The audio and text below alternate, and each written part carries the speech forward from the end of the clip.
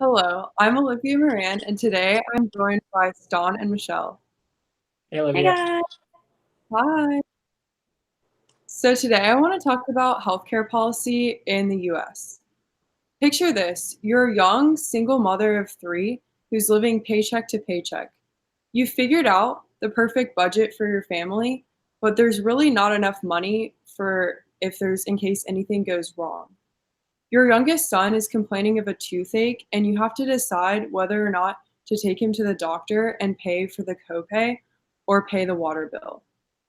Well, it sounds like a choice that's truly horrible and like one that no parent should ever have to make. Unfortunately, it's the reality for a lot of Americans. It's difficult to envision a plan that will have zero setbacks or roadblocks, but the reality is simple. As Americans, we pay far too much for healthcare. Even if you can afford it, should you really have to spend your hard-earned money on something that should just be a fundamental right?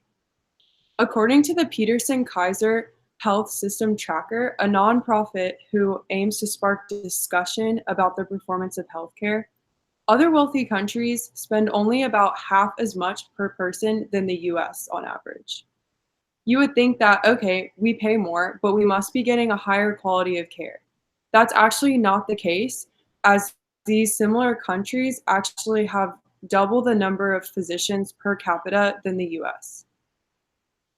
Most of these countries have free or low cost healthcare, and they have far less debt than the US. And according to a report by the National Research Council and Institute of Medicine, which is one of the national academies, Americans are far less healthy than other wealthy countries, and our life expectancy is among one of the lowest. Being healthy should not be for sale.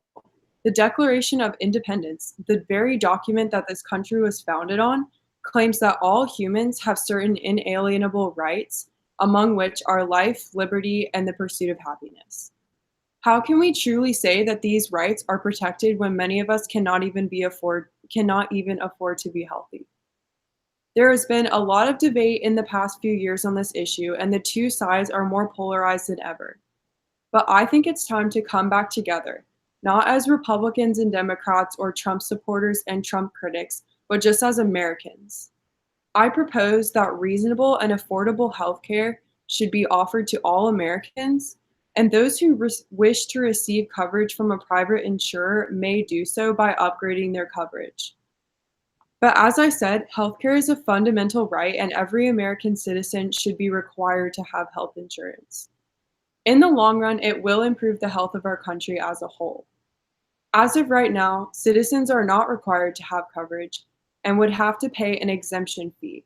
However, starting in the 2019 plan year, there will be no more fee or penalty to discourage people from choosing to not pay for healthcare. With nothing discouraged, people who cannot afford it will not pay for health insurance and will end up in the emergency room.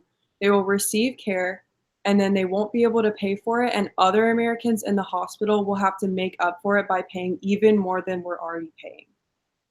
USA Today reports that in 2010, hospitals paid over $40 billion in uncompensated care. Researchers at the University of Michigan studied the expansion of Medicaid and found that when more people gained coverage, the cost of uncompensated care went down by almost 50%. Without health insurance, some people may choose not to visit the doctor frequently or even when they are minorly ill. The issues begin when finally the illness is bad enough that the person ends up in the emergency room. What started as just as a toothache is now a giant infected abscess, and it costs a lot more to treat that than just a simple toothache. It's a vicious cycle, and so many of the diseases that kill thousands of Americans every year could be prevented if they were treated early, and that would require people to actually go to the doctor and be able to pay for the care that they need. When someone lets their illness go untreated, it could be bad enough that it prevents them from going to work. Then they can't earn any money and they're going to just struggle even more, and they won't be able to pay their medical bills. And even if they can, they might not have that much money left over for just, everyday necessities like buying food for their family and paying bills. While we are suffering and dying, executives of these healthcare companies are profiting from our struggles. According to National Public Radio, a nonprofit radio organization, 113 of these CEOs have earned $9.8 billion cumulatively since the Affordable Care Act was created. On average, one of these CEOs makes $20 million a year, a ridiculous amount considering that there are people who have to decide whether to feed their family or pay a medical bill. So I say once again, healthcare should not be for sale. It is a right, and all of us deserve it. And those who wish to purchase from a private insurer may still choose that option if they wish by upgrading their insurance and paying an additional fee. Let's make our country healthy, and so all the hardworking Americans can take care of their family and enjoy their life without having to worry about letting their family members struggle or not being able to meet their grandchildren. Thank you for listening.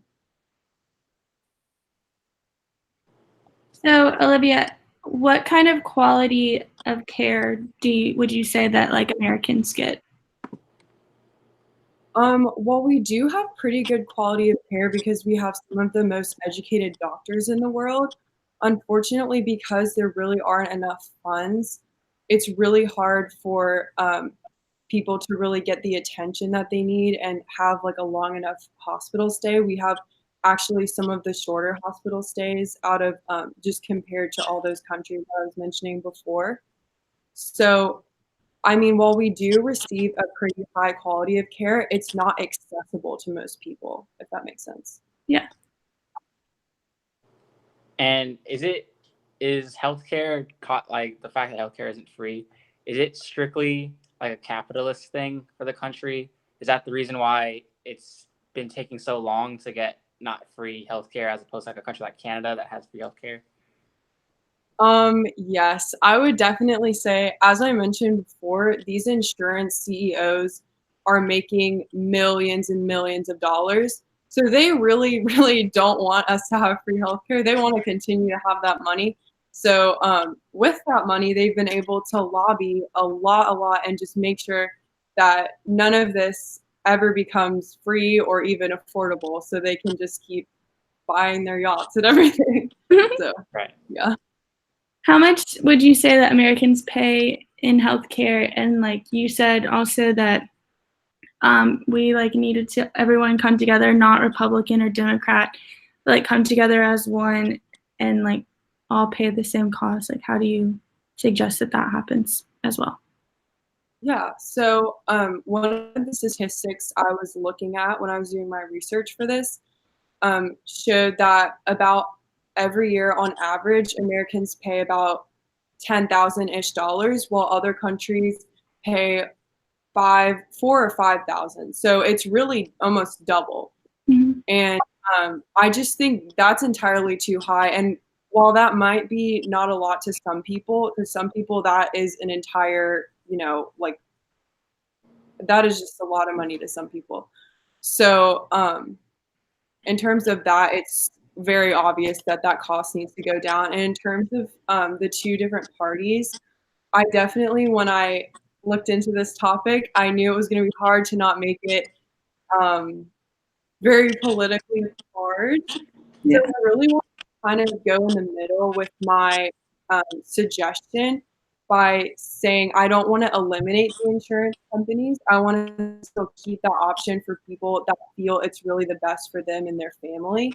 But I do really believe that it is a right that everyone should have to be able to get access to healthcare. And I think that if you take the politics out of it, I think most people would recognize that we should have the right to be healthy and we deserve the care that could be provided. So, Yeah. Cool. And do you have any? Do you know the numbers of like the amount of like just I guess I don't. Never mind. I don't know what I'm asking. okay. Is that it? Yeah, I think so. Yeah. Yeah. Okay. I hope that was long enough.